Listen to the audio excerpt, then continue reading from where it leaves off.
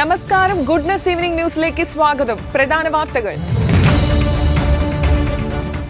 ഡൽഹി മദ്യനയ അഴിമതി കേസ് ജാമ്യം തേടി കേജ്രിവാൾ വിചാരണ കോടതിയിൽ. വിവേകാനന്ദ പാറയിലെ പ്രധാനമന്ത്രിയുടെ ധ്യാനം വിലക്കാനാവില്ലെന്ന് തെരഞ്ഞെടുപ്പ് കമ്മീഷൻ. റാഫ ആക്രമണം, മെക്സിക്കോയിലെ ഇസ്രായേൽ എംബസിക്ക് തീയിട്ട് പ്രതിഷേധക്കാർ. ഡോക്ടർ വന്ദന ദാസ് കൊലക്കേസ് കുറ്റങ്ങളെല്ലാം നിലനിൽക്കും, പ്രതിയുടെ വിടുതൽ ഹർജി തള്ളി കോടതി. നോർവേ ചെസ് കാൾസനെതിരെ പ്രജ്ഞാനന്ദയ്ക്ക് ചരിത്ര ജയം, ക്ലാസിക്കൽ ചെസ്സിൽ പുതുചരിത്രം. വാർത്തകൾ വിശദമായി. മദ്യനയ അഴിമതി കേസിൽ സ്ഥിരം ജാമ്യം തേടി മുഖ്യമന്ത്രി അരവിന്ദ് കെജ്രിവാൾ ഡൽഹി റൌസ് അവന്യൂ കോടതിയെ സമീപിച്ചു. വ്യാഴാഴ്ച ഉച്ചയ്ക്ക് 2 മണിയോടെ കോടതി കേസ് പരിഗണിക്കുമെന്നാണ് വിവരം. ഇടക്കാല ജാമ്യം 7 ദിവസം കൂടി നീട്ടണമെന്നാവശ്യപ്പെട്ട് കെജ്രിവാൾ നൽകിയ അപേക്ഷ കഴിഞ്ഞ ദിവസം സുപ്രീം കോടതി രജിസ്ട്രി സ്വീകരിച്ചിരുന്നില്ല. സ്ഥിരം ജാമ്യത്തിന് വിചാരണ കോടതിയെ സമീപിക്കാൻ സുപ്രീം കോടതി നേരത്തെ നിർദ്ദേശിച്ചതിനാൽ അപേക്ഷ സ്വീകരിക്കാനാകില്ലെന്നായിരുന്നു അപേക്ഷ നിരസിച്ചുകൊണ്ട് രജിസ്ട്രി വ്യക്തമാക്കിയത്. ഇതിനു പിന്നാലെയാണ് കെജ്രിവാൾ വിചാരണ കോടതിയിലെത്തിയത്. റൌസ് അവന്യൂ കോടതിയിൽ നിന്ന് അനുകൂല ഉത്തരവ് ഇല്ലെങ്കിൽ അരവിന്ദ് കെജ്രിവാളിന് ജൂൺ 2 തിഹാർ ജയിലിലേക്ക് മടങ്ങേണ്ടി വരും. ജസ്റ്റിസുമാരായ സഞ്ജീവ് ഖന്ന, ദീപാങ്കർ ദത്ത എന്നിവരടങ്ങുന്ന ബെഞ്ചാണ് കെജ്രിവാളിന് ഇടക്കാല ജാമ്യം അനുവദിച്ചിരുന്നത്. ഈ ഉത്തരവിൽ സ്ഥിരം ജാമ്യത്തിന് കെജ്രിവാളിന് വിചാരണ കോടതിയെ സമീപിക്കാമെന്ന് വ്യക്തമാക്കിയിരുന്നു. എന്നാൽ വിചാരണ കോടതിയെ സമീപിക്കാതെ ഇടക്കാല ജാമ്യം നീട്ടുന്നതിന് സുപ്രീം കോടതിയിൽ കെജ്രിവാൾ സമർപ്പിച്ച അപേക്ഷ നിയമപരമായി നിലനിൽക്കില്ല എന്നായിരുന്നു രജിസ്ട്രിയുടെ നിലപാട്. ഇടക്കാല ജാമ്യം നീട്ടണമെന്ന കെജ്രിവാളിന്റെ ആവശ്യം അടിയന്തരമായി കേൾക്കണമെന്ന് അദ്ദേഹത്തിന്റെ അഭിഭാഷകൻ അഭിഷേക് മനു സിംഗ്വി നേരത്തെ അവധിക്കാല ബെഞ്ചിന് മുമ്പാകെ ആവശ്യപ്പെട്ടിരുന്നു. ഇക്കാര്യത്തിൽ സുപ്രീം കോടതി ചീഫ് ജസ്റ്റിസ് തീരുമാനം എടുക്കുമെന്നായിരുന്നു അവധിക്കാല ബെഞ്ച് വ്യക്തമാക്കിയത്. ED അറസ്റ്റ് ചെയ്ത നടപടി ചോദ്യം ചെയ്ത് കെജ്രിവാൾ നൽകിയ ഹർജി വിധി പറയാനായി സുപ്രീം കോടതി മാറ്റിയിരിക്കുകയാണ്. ആരോഗ്യ പ്രശ്നങ്ങൾക്ക് ചില പരിശോധനകൾ ആവശ്യമാണെന്ന് ചൂണ്ടിക്കാട്ടിയായിരുന്നു ഇടക്കാല ജാമ്യം നീട്ടി നൽകണമെന്നാവശ്യപ്പെട്ട് കെജ്രിവാൾ സുപ്രീം കോടതിയെ സമീപിച്ചിരുന്നത്. ഡൽഹി മദ്യനയ കേസിൽ മാർച്ച് 21 ED അറസ്റ്റ് ചെയ്ത കെജ്രിവാളിന് തിരഞ്ഞെടുപ്പ് പ്രചാരണത്തിനായി മെയ് 10 സുപ്രീം കോടതി ഇടക്കാല ജാമ്യം അനുവദിച്ചത്. എക്സാലോജിക് CMRL ദുരൂഹ ഇടപാടുമായി ബന്ധപ്പെട്ട് സീരിയസ് ഫ്രോഡ് ഇൻവെസ്റ്റിഗേഷൻ ഓഫീസ് അന്വേഷണം നടത്തണമെന്നാവശ്യപ്പെട്ട് ഷോൺ ജോർജ് നൽകിയ ഹർജി ഹൈക്കോടതി തീർപ്പാക്കി. മുഖ്യമന്ത്രിയുടെ മകൾ വീണയുടെ ഉടമസ്ഥതയിലുള്ള എക്സാലോജിക് സൊല്യൂഷൻസ് എന്ന കമ്പനിക്ക് CMRL 1.72 കോടി രൂപ നൽകിയെന്നാണ് കോട്ടയം ജില്ലാ പഞ്ചായത്ത് അംഗവും CMRLൽ മൈനോറിറ്റി ഷെയർ ഹോൾഡറുമായ ഷോൺ ജോർജ് നൽകിയ ഹർജിയിൽ പറഞ്ഞിരുന്നത്.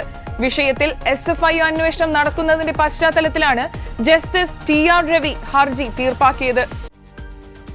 എക്സാലോജിക് CMRL കേസിൽ ഷോണിന്റെ ഹർജി ഹൈക്കോടതിയുടെ പരിഗണനയിൽ ഇരിക്കെയാണ് ജനുവരി 31 കേന്ദ്ര കമ്പനികാര്യ മന്ത്രാലയം SFIO അന്വേഷണത്തിന് ഉത്തരവിട്ടത്. അതേസമയം CMRLും എക്സാലോജിക്കുമായുള്ള ഇടപാടിൽ തങ്ങൾക്കെതിരെയും SFIO അന്വേഷണം നടത്തുന്നത് ചോദ്യം ചെയ്ത് KSIDC നൽകിയ ഹർജി ഹൈക്കോടതി ജൂലൈ 15 പരിഗണിക്കാൻ മാറ്റി.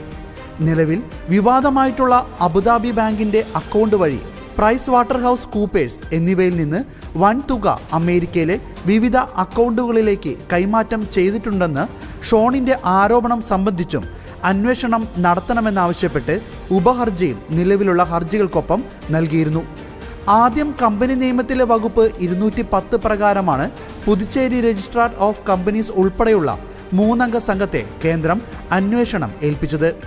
എന്നാൽ ഈ വകുപ്പ് പ്രകാരം പ്രഖ്യാപിച്ചിരിക്കുന്ന അന്വേഷണം കമ്പനി നിയമത്തിനുള്ളിൽ മാത്രം ഒതുങ്ങുന്ന ഗൗരവം കുറഞ്ഞ അന്വേഷണമാണെന്നും പകരം SFIO അന്വേഷണം വേണമെന്നുമായിരുന്നു ഹർജിയിൽ ആവശ്യപ്പെട്ടത്. എന്നാൽ ഇതിനിടെ കമ്പനി നിയമത്തിന്റെ 212 വകുപ്പ് പ്രകാരം കേന്ദ്രം SFIO അന്വേഷണം പ്രഖ്യാപിക്കുകയായിരുന്നു. എൻഫോഴ്സ്മെന്റ് ഡയറക്ടറേറ്റും ഈ വിഷയം അന്വേഷിക്കുന്നുണ്ട്. കന്യാകുമാരിയിലെ വിവേകാനന്ദ പാറയിൽ പ്രധാനമന്ത്രി നരേന്ദ്രമോദി ധ്യാനമിരിക്കുന്നതിനെ വിലക്കാനാവില്ലെന്ന് തെരഞ്ഞെടുപ്പ് കമ്മീഷൻ.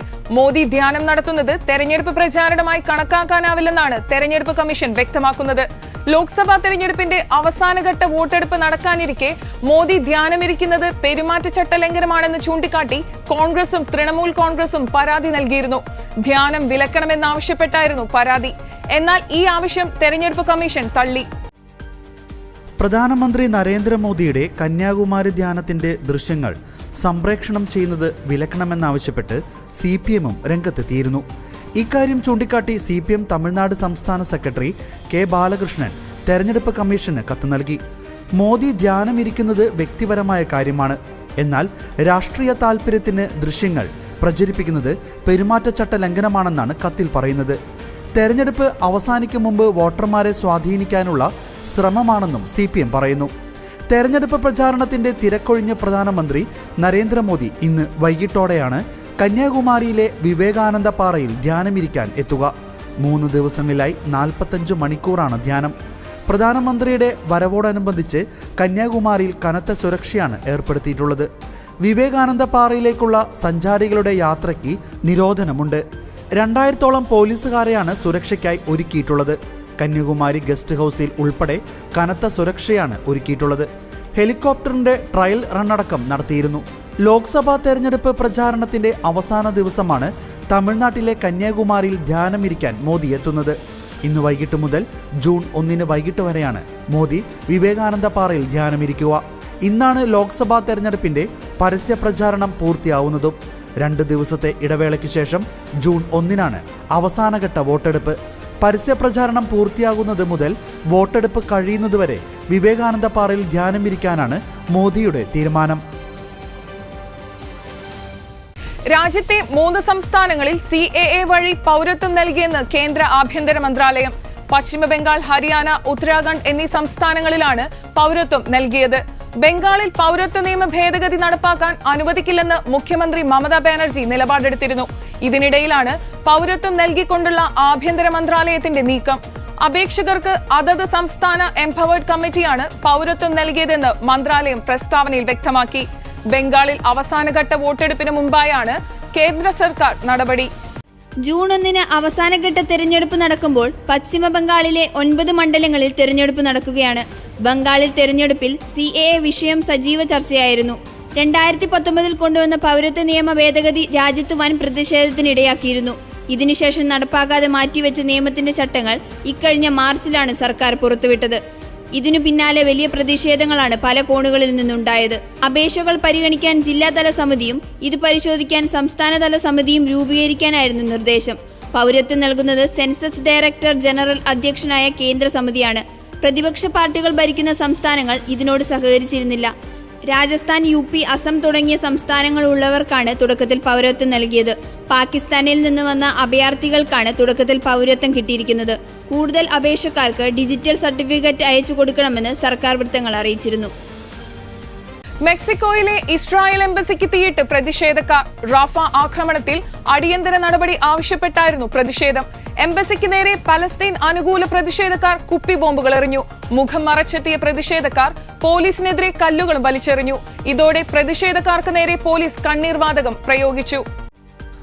മെക്സിക്കോയിലെ അക്രമ സംഭവങ്ങളിൽ നിരവധി പേർക്ക് പരിക്കേറ്റതായാണ് അന്തർദേശീയ മാധ്യമങ്ങൾ റിപ്പോർട്ട് ചെയ്യുന്നത്. അന്താരാഷ്ട്ര ക്രിമിനൽ കോടതിയിൽ ദക്ഷിണാഫ്രിക്കയുടെ വംശഹത്യ നിലപാടിനെതിരായി മെക്സിക്കോ ചൊവ്വാഴ്ച പ്രസ്താവന നടത്തിയിരുന്നു. ഇതിന് പിന്നാലെയാണ് പാലസ്തീൻ അനുകൂല പ്രതിഷേധക്കാർ നിരത്തുകളിലേക്ക് എത്തിയത്. റഫയിലെ അഭയാർത്ഥി ക്യാമ്പിന് നേരെയുണ്ടായ ഇസ്രായേൽ ആക്രമണത്തിന് പിന്നാലെ ആഗോളതലത്തിൽ യുദ്ധവിരുദ്ധ പ്രതിഷേധങ്ങൾ സജീവമാവുകയാണ്. ഇസ്താംബൂളിലെ ഇസ്രായേൽ കോൺസുലേറ്റിന് വെളിയിൽ തിങ്കളാഴ്ച പ്രതിഷേധമുണ്ടായിരുന്നു. ഞായറാഴ്ച രാത്രിയിലാണ് റഫായിലെ അഭയാർത്ഥി ക്യാമ്പിലേക്ക് ഇസ്രായേൽ ബോംബിട്ടത്. 50-ലേറെ പേരാണ് ബോംബാക്രമണത്തിൽ കൊല്ലപ്പെട്ടത്. മരിച്ചവരിൽ ഏറിയ പങ്കും സ്ത്രീകളും വയോധികരുമാണെന്നാണ് പുറത്തുവരുന്ന വിവരം. റഫായിലെ അഭയാർത്ഥി ക്യാമ്പ് ആക്രമണത്തിനെതിരെ ഫ്രാൻസും സ്പെയിനും അടക്കമുള്ള രാജ്യങ്ങൾ ശക്തമായി പ്രതിഷേധിച്ചിരുന്നു.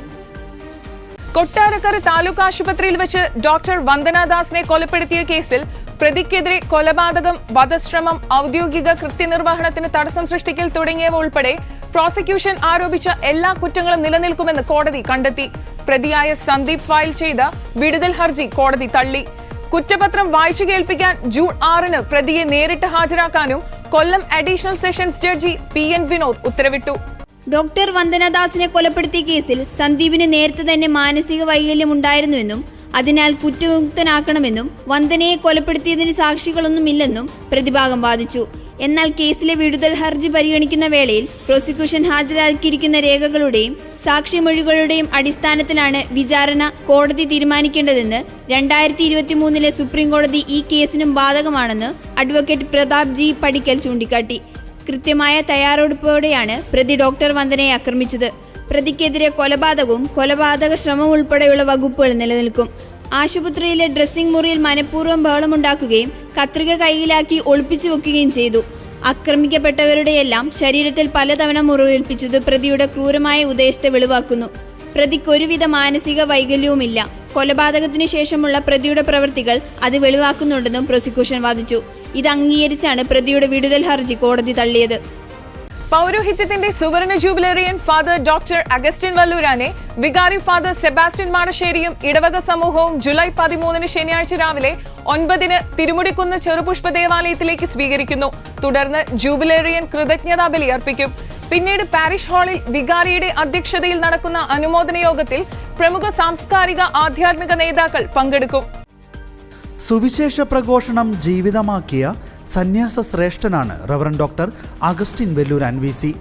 പണ്ഡിതനായ സുവിശേഷ പ്രഘോഷകൻ, പ്രഗത്ഭനായ വാഗ്മി, മികച്ച സംഘാടകൻ തുടങ്ങിയ നിലകളിൽ വ്യക്തിമുദ്ര പതിപ്പിച്ച ഫാദർ ഡോക്ടർ അഗസ്റ്റിൻ വെല്ലൂരാൻ VC പൗരോഹിത്യ സുവർണ ജൂബിലിയുടെ നിറവിലാണ്. തിരുമുടിക്കുന്നിൽ വെല്ലൂരാൻ ദേവസി റോസി ദമ്പതികളുടെ ഇളയ മകനായി 1949 ജനുവരി 4 ജനിച്ച അദ്ദേഹം Valungamuri HMLPS, Thirumudikkunnu UPS, Koratty MAM school എന്നിവിടങ്ങളിൽ പ്രാഥമിക വിദ്യാഭ്യാസം പൂർത്തിയാക്കി. 1964 അന്നത്തെ ഇടവക വികാരിയായിരുന്ന ഫാദർ ജോസഫ് തെക്കിനിയത്തിന്റെ കാലത്ത് വൈദികനാകുവാൻ തീരുമാനിച്ച് വിൻസെൻഷ്യൻ കോൺഗ്രിഗേഷനിൽ ചേർന്നു. ബ്രഹ്മചര്യം, അനുസരണം, ദാരിദ്ര്യം എന്നിവ ജീവിതവ്രതമാക്കിയെടുത്തുകൊണ്ട് സന്യാസ വൈദികനാകുവാൻ തീരുമാനിച്ച അദ്ദേഹം മംഗലപ്പുഴ, പൂന സെമിനാരികളിൽ നിന്ന് വൈദിക പഠനം പൂർത്തിയാക്കി. 1974 ഒക്ടോബറിൽ എറണാകുളം അങ്കമാലി സഹായമെത്രാനായിരുന്ന മാർ സെബാസ്റ്റ്യൻ മങ്കുഴിക്കരിയുടെ കൈവയ്പ് ശുശ്രൂഷയാൽ പൗരോഹിത്യം സ്വീകരിച്ചു. ഫാദർ സെബാസ്റ്റ്യൻ ശങ്കുരിക്കൽ ആയിരുന്നു അന്ന് ഇടവക വികാരി. പിന്നീട് റോമിൽ നിന്ന് ദൈവശാസ്ത്രത്തിൽ ഗോൾഡ് മെഡലോടെ ഡോക്ടറേറ്റ് നേടി. ഭാരതീയ ചിന്താധാരകളെ ക്രൈസ്തവ ദർശനങ്ങളിലൂടെ നോക്കിക്കണ്ടുകൊണ്ട് രൂപപ്പെടുത്തിയതായിരുന്നു അദ്ദേഹം സമർപ്പിച്ച തീസിസ്. അന്നത്തെ ഇന്ത്യൻ പ്രസിഡന്റായിരുന്ന ഡോക്ടർ ശങ്കർ ദയാൽ ശർമ്മയുമായി തീസിസ് വിഷയങ്ങൾ പങ്കുവച്ചപ്പോൾ പ്രസിഡന്റ് ഫാദർ ഡോക്ടർ അഗസ്റ്റിൻ വെല്ലൂരാൻ VCയെ പ്രത്യേകം അഭിനന്ദിച്ചിട്ടുണ്ട്. കേരളത്തിൽ തിരിച്ചുവന്ന അദ്ദേഹം മംഗലപ്പുഴ സെമിനാരിയിൽ വൈദിക വിദ്യാർത്ഥികളെ പഠിപ്പിക്കുകയും അതോടൊപ്പം മുരിങ്ങൂർ ഡിവൈൻ ധ്യാന കേന്ദ്രത്തിൽ പ്രവർത്തിക്കുകയും ചെയ്തു. ഇന്ന് കേരളത്തിലും വിദേശത്തുമുള്ള പ്രഗത്ഭരായ വൈദികർ അദ്ദേഹത്തിൻ്റെ ശിഷ്യരായുണ്ട്. അദ്ദേഹത്തിൻ്റെ പൗരോഹിത്യ സിൽവർ ജൂബിലി സ്മാരകമായി മാനസിക അസ്വാസ്ഥ്യമുള്ളവർക്കായി മേലൂരിൽ ഒരു ആലയം പ്രവർത്തിച്ചു വരുന്നുണ്ട്. വാർത്താ മാധ്യമ രംഗത്തെ കുതിച്ചുചാട്ടത്തെ മുന്നിൽ കണ്ട് ഡിവൈൻ വിഷൻ എന്ന ദൃശ്യമാധ്യമം സ്ഥാപിക്കുകയും ക്രൈസ്തവ മൂല്യങ്ങളിലൂന്നിക്കൊണ്ട് പ്രോഗ്രാമുകൾ സംപ്രേക്ഷണം ചെയ്യുകയും ചെയ്യുന്നു. ബഹുമുഖ പ്രതിഭയായ ഈ സന്യാസവര്യന്റെ മിഷണറി പ്രവർത്തനം വിശുദ്ധ വിൻസെന്റ് പോളിന്റെ പ്രേഷിത ചൈതന്യത്തിൽ നിന്ന് പ്രചോദനം ഉൾക്കൊണ്ടായിരുന്നു. തുടർച്ചയായി ഇന്ത്യയുടെ വിവിധ ഭാഗത്തും വിദേശത്തും വിവിധ രാജ്യങ്ങളിലും അദ്ദേഹം വചനപ്രഘോഷണം ചെയ്തുകൊണ്ടിരിക്കുന്നു.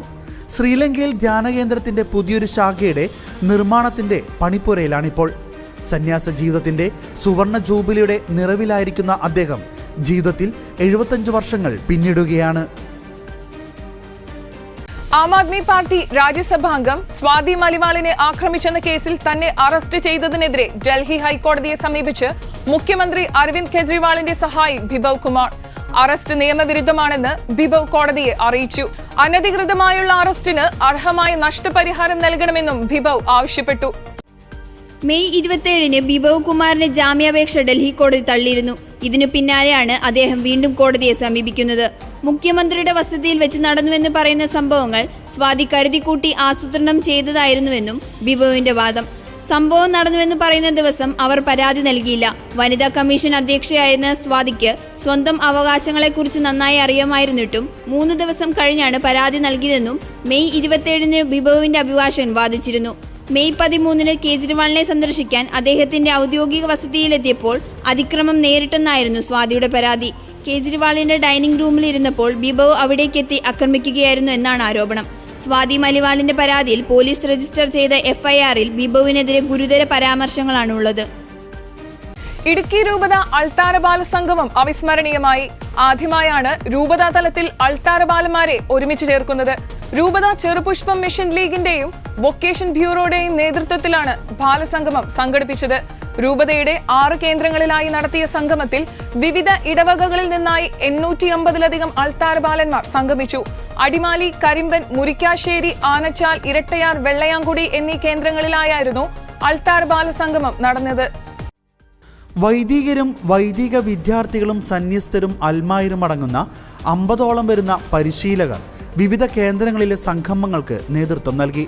വിശുദ്ധ കുർബാനയിൽ തങ്ങൾ ചെയ്യുന്ന ശുശ്രൂഷകളെക്കുറിച്ചും അവയുടെ ശ്രേഷ്ഠതയെക്കുറിച്ചും അവരെ ബോധ്യപ്പെടുത്തി.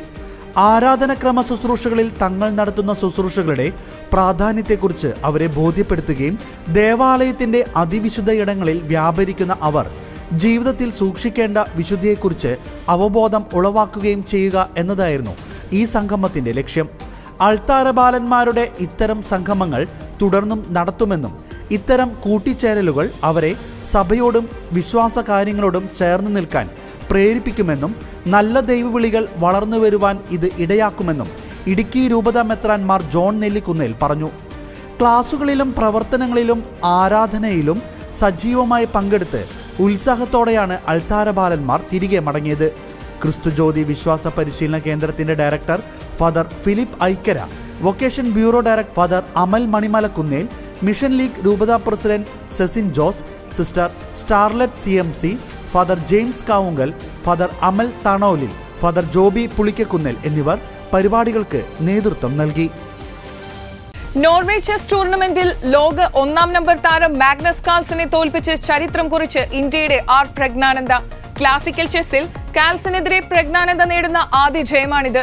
3-ാം റൗണ്ടിലാണ് ജയം. ഇതോടെ പ്രജ്ഞാനന്ദ 9-ൽ 5.5 പോയിന്റ്സ് കരസ്ഥമാക്കി ഒന്നാമതെത്തി. തോൽവിയോടെ കാൾസൻ പോയിന്റ് പട്ടികയിൽ 5-ാം സ്ഥാനത്തേക്ക് പിന്തള്ളപ്പെട്ടു. ക്ലാസിക്കൽ ചെസ്സിൽ ലോക 1-ാം നമ്പർ താരത്തിനെതിരെ പ്രജ്ഞാനന്ദ നേടുന്ന ആദ്യ ജയമാണിത്.